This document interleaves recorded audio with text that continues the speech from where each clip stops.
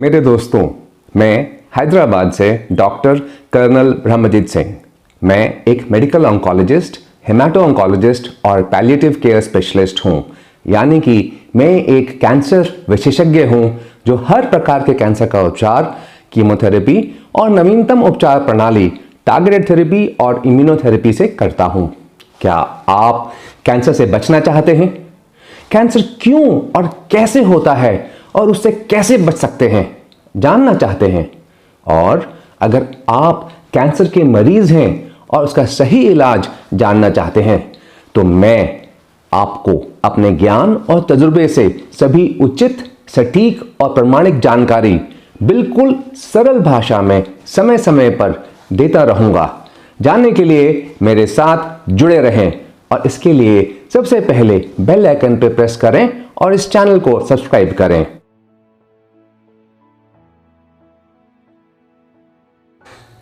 Cancer का सही इलाज क्या है? कैंसर का इलाज कैसे होता है और कैंसर का इलाज किस प्रकार से होना चाहिए? कैंसर के कितने प्रकार के इलाज हैं? यह सिस्टमिक यानी पूरे शरीर का इलाज और लोकलाइज्ड लोकल यानी स्थानीय उपचार क्या होता है? सिस्टमिक थेरेपी कितने प्रकार की है और इनका महत्व क्या है?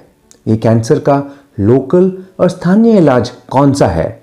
यह सवाल बहुत ही महत्वपूर्ण है, क्योंकि अगर आपको इस सब के बारे में जानकारी नहीं है तो आपको यह कैसे पता चलेगा कि आपका इलाज सही हो रहा है या नहीं। यह समझने के लिए आपको पहले कैंसर को समझना होगा। उदाहरण के तौर पे अगर हम कैंसर को एक पेड़ समझें, एक वृक्ष समझें, तो उसके अलग अलग हिस्से होते हैं, भाग होते हैं। जैसे सबसे महत्वपूर्ण है जड़, जो जमीन के नीचे है, वो हमें दिखती नहीं है और कितनी गहरी है हमें इसका सही अंदाज़ा भी नहीं हो सकता। उसका तना जो ज़मीन के ऊपर दिखता है और उसकी टहनियाँ और पत्ते। अब आप समझिए कि अगर हमें उसका इलाज करना हुआ तो इलाज भी विभिन्न प्रकार का होगा। हम पत्तों को झाड़ सकते हैं, उसकी टहनियों को काट सकते हैं, उसके तने को काट सकते हैं और सबसे महत्वपूर्ण हम उसकी बिल्कुल जड़ से उसे उखाड़ सकते हैं। उसी प्रकार कैंसर का इलाज में भी हम अलग अलग किस्म का इलाज कर सकते हैं। यदि हम सिर्फ पत्ते झाड़ें यानी सिम्प्टोमैटिक ट्रीटमेंट यानी लक्षणात्मक इलाज, जो लक्षण है उसका इलाज, जैसे दर्द की दवाई, टहनियों को काट सकते हैं, तने को काट सकते हैं, जैसे सर्जरी और रेडिएशन, या फिर कैंसर को पूरे शरीर से निकाल सकते हैं यानी सिस्टमिक थेरेपी देकर। सिस्टमिक थेरेपी यानी वो इलाज है जो पूरे शरीर में कैंसर को नष्ट करता हो। कीमोथेरेपी, टारगेटेड थेरेपी और इम्यूनोथेरेपी, ये तीनों सिस्टमिक उपचार की प्रणाली हैं, क्योंकि ये पूरे शरीर में रक्त में परिचालित यानी सर्कुलेट होते हैं और कैंसर के सेल्स, जिन्हें हम कोशिकाएं कहते हैं, उनको चुन चुन के मारती हैं।